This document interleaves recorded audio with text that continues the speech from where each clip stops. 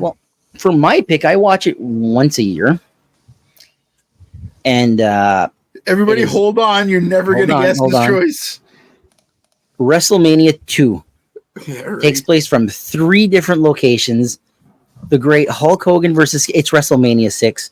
Come on. What's the name of the channel? It's the Maritime Warrior. I'm an Ultimate Warrior, Mark.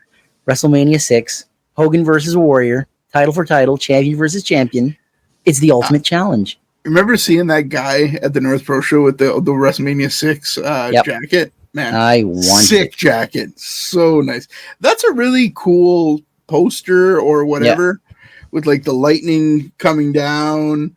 And if you look closely at that poster, Hogan and Warrior are giants. They're in a forest. There are tiny trees at their feet, and in the sky, the stars and the lightning and all that. To me, it's the foundation of what WrestleMania became, where it's like the special WrestleMania moment, where you have like the big WrestleMania main event, because it's a once in a lifetime match where you have the 2 biggest stars in the world fighting off, and neither guy usually loses. The right outcome was Warrior winning, and he did. I know Corey. No bias. I know you guys are going to make fun of me all day long for this, but I've done my research, and I've always said the Ultimate Warrior's WWF World Heavyweight title reign is the most underrated title reign that there's ever been. Like, not everybody says, he had it once, Hogan, blah, blah, blah. I don't know. Everybody underrated Gunther until they fucking held the title for a year. I'm not going to argue about WrestleMania 6 very much. One of my most watched WrestleManias, the second WrestleMania that I remember having on VHS. My cousin recorded it off of her satellite, which was the size of a frickin' house. And I got it the next day, and I came home from school, and the tape was waiting for me. I tell you, it was like Christmas. I watched it until it was borderline wore out. This is a special time in wrestling, I think, for a lot of us that were around back then. Connor, you're just a baby. You were not around back then. He wasn't alive. Yeah. 1990. You were not born. I wasn't even born until 97. Yeah, so for you, it's all memories. Corey claims he remembers it. I do. 3? I was 1. I was 1. I was 1.5. So here's the story about that. I was a smarter baby than I was an adult. My mom was very hands-on with me. I could walk and talk by 1. And at WrestleMania 6, my family were never wrestling fans. They knew the big stars. They knew Hogan. They knew Warrior. They knew Savage. They knew Elizabeth. They knew Andre. They were Hogan marks, weren't they? They didn't like wrestling. They knew them. But when it was announced that it was Ultimate Warrior and Hulk Hogan, I remember, I don't remember this, but I've been told that they were like, geez, that's going to be a big one. We need to watch that one. And for my family to say that they got to watch a wrestling event, it has to be big. But everybody was like, Corey, who do you think is going to win? I was like, the Ultimate Warrior. And they were like, ooh, Hogan never loses, though. And like, there is a conversation I had with my mom, my uncle, and my aunts, where they were like, we were not sure if we were going to let you watch it because you were such an Ultimate Warrior fan. Like, you'd run, we'd go to the mall, and I'd run in the mall going, da, da, da, da, da, da, da, da, da, da. So I'd be singing the Ultimate Warrior song, running in the mall, shaking clothes like I'm shaking the ropes. I was a huge Ultimate Warrior fan. And they were like, Hogan's never lost.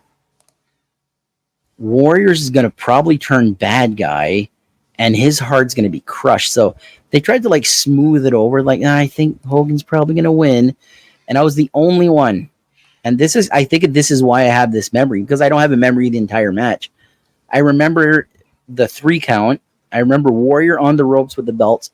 And I remember Gorilla Monsoon and Jesse Ventura going, unbelievable. The Warriors won the title. I remember that. And I don't have this memory, but I remember my cousin, everybody, once that match ended, just slowly turned at me as I was jumping on the couch up and down. And they're like, the fucking kid was right. The kid was right, and we were all wrong. They looked like doofuses, and I was the smart man there. But this is my all-time favorite match. First time for everything. Yeah. It's my best friend match. No, this match is Fuck, everybody must have won that one. Yep. I mean, you can't argue that when people talk about Mania main events, this is one of the ones that, whether they like it or not, it was monumental. It was remembered for a long time. It's a special one. Mm-hmm. It wasn't the only special match on the card, though. It was a pretty decent card. It's a one-match show, if we're being honest. But the other matches on the card is exactly what you would want to have with the product that they had at that time. During WrestleManias back then, they used to all come out in the little rings, right? Mm-hmm. I fucking love that shit. WrestleMania 3 and 6. Thing. 3 and 6 they did it. 4 and 5 was at the casino. The venues. Yeah, very, very long. And there's a funny story about how Warrior's getting his paint done. And they're like, all right, Warrior, we got this little cart to take you to the ring. And he's like, no, I'm running to the ring. And they're like, it's a long way, and you're doing a half hour with Hogan. And they're both called, like, not great workers, which I always thought was stupid. You're in the wrestling business, you know how to work. But they go to Vince, and they're like, he wants to run to the ring, and it's a long way. So Warrior's still putting on his paint, and Vince goes to Warrior, and Warrior just turns him, I'm running to the ring. And then Vince turns, you heard him, boys, he's running to the ring. He ran to the ring, Hogan walked to the ring because you can't outdo Hogan, that jabroni. But yeah, other matches on this card, a lot of people don't know this. This was Andre the Giant's final WrestleMania, final WWF match. Really? Yes, he teamed, well, let me rephrase that. It was his final match, but he did nothing in it. Yeah. So it was Andre the Giant and Haku, the team known as Colossal Connection. They were the tag team champions. They took on Demolition, and Demolition beat Haku in a, 10-minute match maybe. And Andre would get in the ring, but he never tagged in.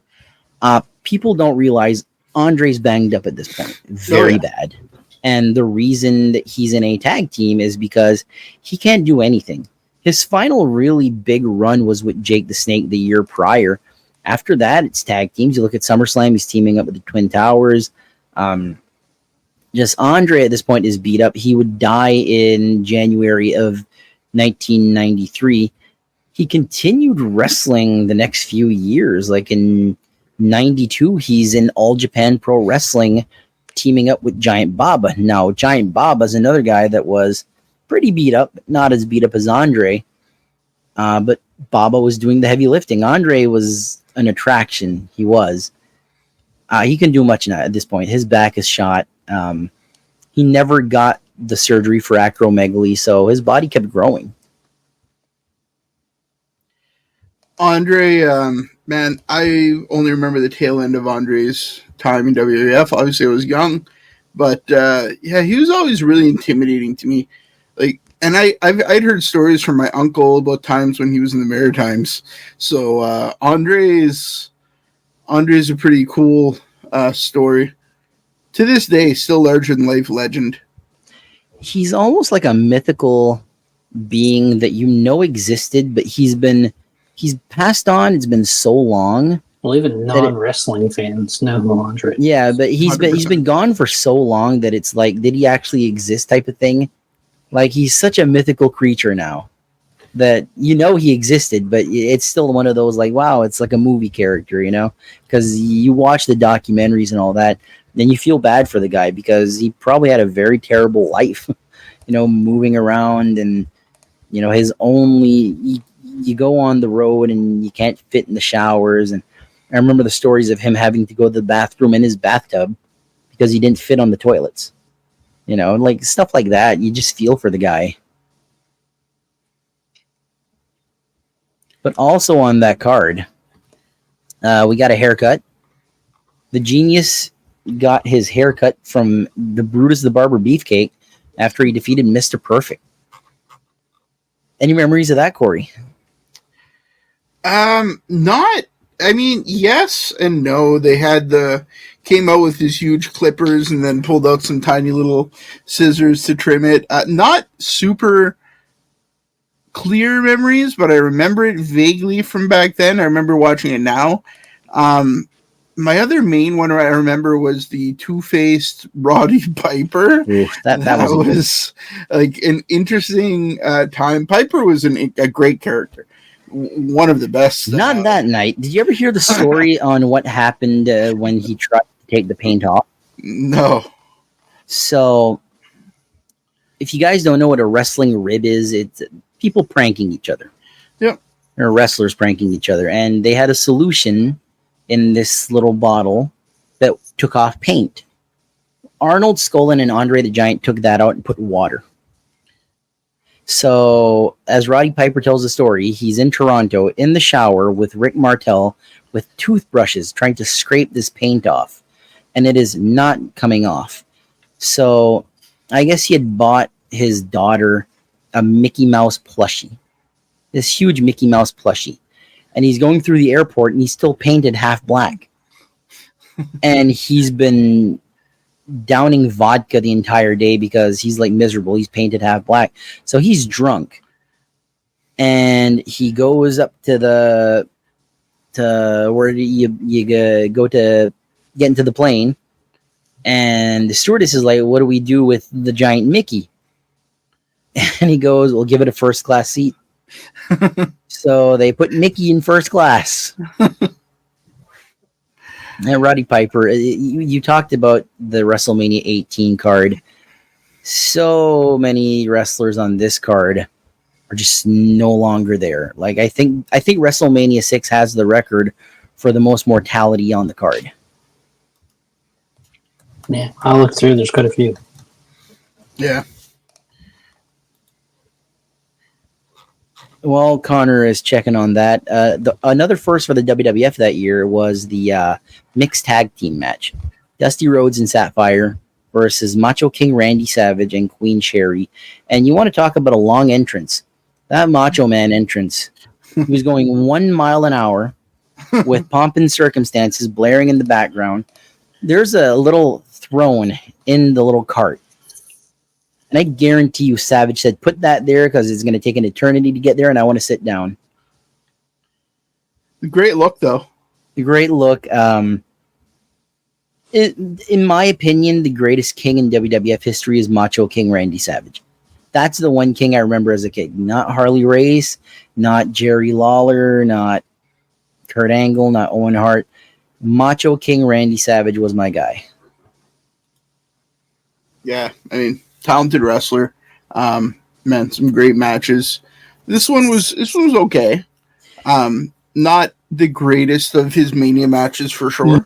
No, him and Dusty in a singles match would have been great. But you have to put in Sapphire and Sherry Martel is great. Sapphire wasn't a worker. Her history in the wrestling business was she used to drive wrestlers around. She had driven Ted DiBiase. And when she got the job as Sapphire, he's like, didn't you used to drive me? And poor lady, she passed away in 1996. I don't know how old she would have been. She was 61 when she passed away. So at this point, she would have been like late 50s. Yeah. So, there you go. DiBiase and Jake the Snake Roberts, they had a match for the $1 million title. DiBiase gets the win. Is this sort of like a burial of Jake?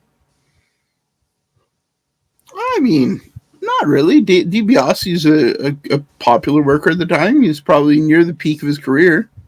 Oh, for sure. I think the reason DiBiase gets the win is I think Jake was number 3 babyface at that point in time. And you look at 13 days later, WWF is doing a show with New Japan and All Japan, and DiBiase is challenging the new world champion Ultimate Warrior. So it makes all the sense in the world. The Twin Towers, Big Boss Man and Akeem, they have a match. It's like I said, though, it's a one-match show, which saw Ultimate Warrior beat Hulk Hogan. Corey, I remember you telling me once that this match made you cry. I mean, I was a Hogan mark. All right, I'm not gonna lie to you guys. I had Hulk Hogan bars of soap. a Hulk Hogan book bag, Hulk Hogan pencil case, Hulk Hogan t-shirt, Hulk Hogan little wrestling figure thing. Every video game that I played, I was Hulk Hogan. I'd wrestle with my cousins, and I was always Hulk Hogan trying to drop that big ass leg drop, but all I'd do is flop my ass because I didn't know how to work because I was fucking 6 years old. I was backyard wrestling before backyard wrestling was cool. I used to put up some skipping rope upstairs in my grandma's house, not my house. And my great-grandfather used to scream up, tell me to stop playing around because I was making too much of a racket. But I was always Hulk Hogan. I loved Hogan. So yeah, when Warrior won, that broke my heart. It's not that I didn't like Warrior. Warrior would have been my top 5 favorite wrestlers at the time, but he sure the hell wasn't Hulk Hogan. I took my vitamins, and I wanted to be Hulk Hogan. I don't know why I never got as big as he did when I was 6 years old. I was very confused about it. I was a mark, man. Let me tell you. I was such a mark that when Hogan went on like Regis and Kathy Lee or something, I made my mom record it so I could watch it when I got home. Like, I love that dude. So yeah, when Warrior killed my fucking hero, yeah, I was sad about it, man. It broke my heart. Fuck. As much as I watched WrestleMania 6, I also watched the shit out of WrestleMania 5. Like, I just loved Hogan. So, yeah. Fuck Warrior, but my memories of it are great. I will say that. I will say this: Warrior is the greatest of all time. Warrior was made by Hogan. I don't know about that. I think Honky Tonk Man had a lot to do to make Warrior. Yeah, but you ask anybody to remember the one match, that moment when Hogan hands him the belt. What a dick move by Hogan. What a piece of shit. One of the most memorable moments in wrestling history, though. Yeah, it is. Hogan is the biggest thing that ever happened in wrestling, but he's also one of those guys that held wrestling back in the 90s. My dream in life is to bring you to that Hulk Hogan store in Orlando or wherever the hell that is. You want me to cut a promo? You should come. You want me to cut a promo on Hogan? Because I do not like the man. I don't need you to cut a promo on Hogan. I'm saying, how much fun would it be to go there? Connor and I could get T-shirts. I hope to make them big enough for my fat ass. And you'd be just like fucking miserable. We'd step into that stupid ring that he has in there with the red and yellow ropes and get our picture taken. And you'd be like, fuck my life. But I'd be happy. I'd probably take a piss in his store. I hate Hogan as a person. I think. Oh God, we should go to a World Cup game, Connor, in Florida, and then get our picture taken in that ring and send it back to Corey.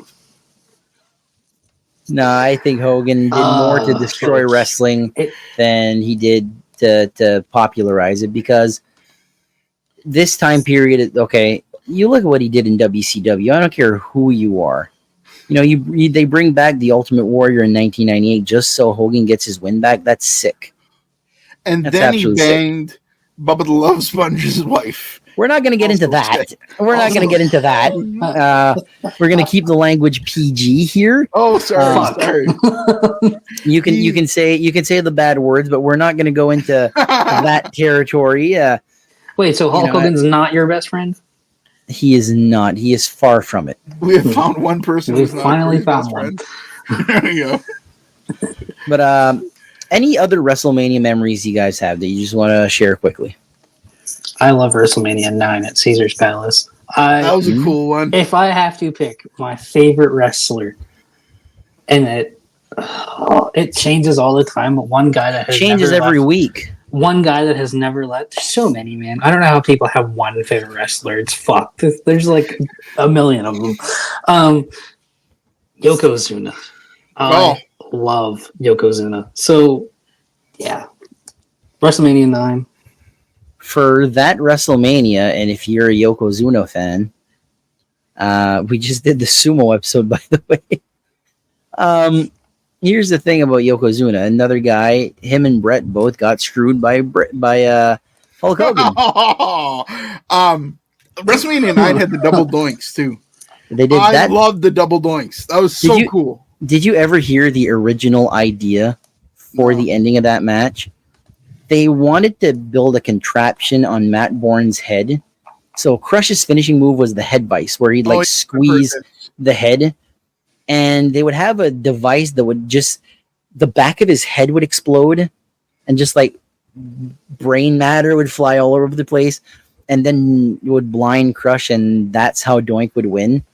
And they couldn't get the thing to work, so they had to go with the double Doink thing. That original plan, I wish that would have happened, because that's sick. One match that I think it's really underrated on that card. Tatanka and Shawn Michaels. Those guys put on a fucking clinic for like close to 20 minutes. I remember as a kid thinking this match is dragging on so much, because Tatanka was undefeated. Fuck. I don't know. It's a WrestleMania. The visual is great. The matches, I remember Scott Steiner nearly getting killed by the head shrinkers, where they like lift him up, and I don't know what happened, but he goes right over the top rope and lands right on his head. Then you had, he's fine though. You had Wonderful Giant Gonzalez. God, yeah, he was so cool to look at, but man, he could not wrestle. He was probably worse than the Great Khali. I don't know about that. Khali was here's the thing. Here's why I say Khali's worse. Gonzalez's reign in the WWF was less than a year. We had Khali for what, 7 or 8 years? That's bad. I want to talk about WrestleMania 18 for a second again. That was the first year that my favorite wrestler, Lance Storm, got bumped from Mania, and he was on the main event of Heat, which was Rikishi, Scotty 2 Hotty, and Albert defeating Mr. Perfect, Lance Storm, and Test. And then the following year, WrestleMania 19, once again, Storm Mark here, Chief Morley and Lance Storm defeated Kane and Rob Van Dam. So for me, those time periods, once again, being the Storm Mark, sucked. Was that on Heat as well, right? Both on Heat. WrestleMania 18 it was supposed to be on Heat. WrestleMania 19 was supposed to be on the main card, and it got bumped to Heat. Did you ever go to that Wrestle Center show when Lance Storm was here? Yeah. How was that? That's one show I never went to. It was fun. Storm was supposed to come a couple of years before that. There's some backstory there. There was some but the PWU the shit promoter that had fucking Sin Bodhi and all those guys on it. There was something they were in the new church. There was something he was supposed to come down. Everything fell apart like the day of the event. He announced on his main page, like, hey, I'm not going to be in Halifax. He wanted to come to Halifax because he had some house shows with WWF where the crowd was insanely behind Storm. He was going to be down for those house shows, or for those indie shows. That got canceled last minute. He announced he wasn't going. He was like, hey, I encourage people not to go if you're just going to see me. And then he came down for that Wrestle Center. And it was nuts. I mean, that was prime Maritime Wrestling. Don't know that it got much bigger than Wrestle Center. That was some good years. Yeah, the Maritime scene is pretty good now. I agree. See, my only thing is, and this is not I get it. I understand why it can't happen all the time. But man, it sucks when you're like sitting back and looking at like posters from other places, and it's like tickets are less than $50, and they've got fucking like 3 or 4 ex WWE guys on it. Like, it would be nice to have somebody every now and then. Well, that's the thing. If you don't go to the show, you're not going to get those big stars because they're not cheap. And hot-shotting the territory, Wrestle Center did some, like, they had AJ Styles, Samoa Joe, and Christopher Daniels on one show. Now that sounds great. How much did that cost? Well, yeah, I mean, there's a big. It was a packed. That was a packed crowd. I mean, there were those were 300, 400, 500 people in those shows, even more sometimes. That was at the Halifax Forum MPC. Huge. I mean, stellar.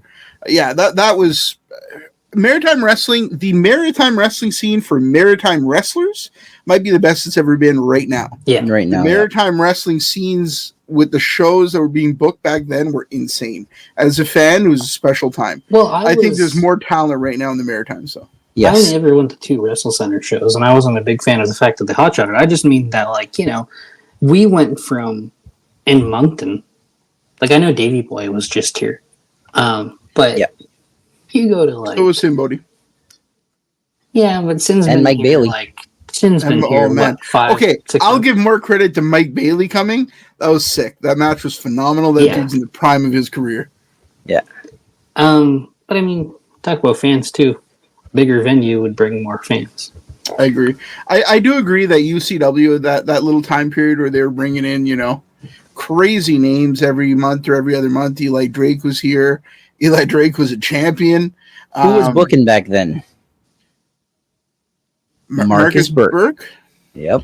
It was a special time in wrestling. This is peak Marcus Burke as a booker. Now he's busier.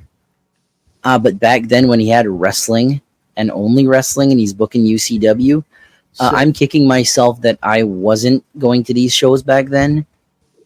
And I was right in town. I was living right in Moncton. But me and Corey, we never hated each other, but we didn't really talk that much back then. We talked for a bit back then. Now not necessarily falling out, just you were working a lot.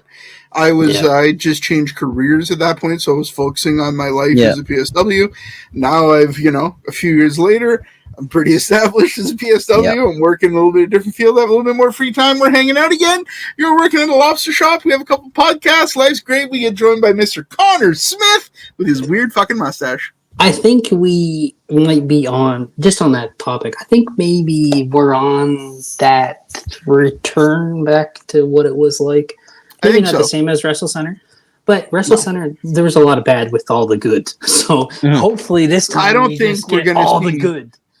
I don't think we'll see Wrestle Center again, but I think the amount of talent in the Maritimes right now is insanely high, especially kids coming out of like Troy's school, Kaizen, Maritime Wrestling Academy. There's a lot of good young workers. So if you bring in one worker like a Mike Bailey or a couple of good young workers from TNA and supplement that talent and give them some new opponents, I think that's more so enjoyable for me than anything else. Right. Not that I don't want to see the Maritime guys work, just that they're always working each other. It's fine. But when you bring in a Mike Bailey, you bring somebody in, it's sick. So you bring in Ric Flair. I mean, like, I'd be fine with seeing like Mustafa Ali. Like I would. Oh, that'd be great. I would start going to shows again. There's just like, if you look down that TNA roster, there's a lot of guys I'd love to see brought in, except PCO. Don't like PCO? This one, not a fan. This went from Wrestlemania to Maritime Wrestling, and this is the Maritime Warriors, so that's the way it goes. That's the way it goes. I'll, as the legendary Mills Lane would say, I'll allow it. All right. I appreciate it. So, I love Maritime Wrestling right now. But wrestling with the best friends. Wonderful. And that's the 72nd best friends joke. And with that, we're going to call it an episode. All right. I want to thank Corey and Connor, the triple C's as we are, the best friends that we are. Even I'm in on the joke now. So that was the WrestleMania. It's not even a joke. We're all best friends. Love these guys. Absolutely. So with that being said, that'll be the episode. Thank you both for coming on, and we'll see you next time. Later.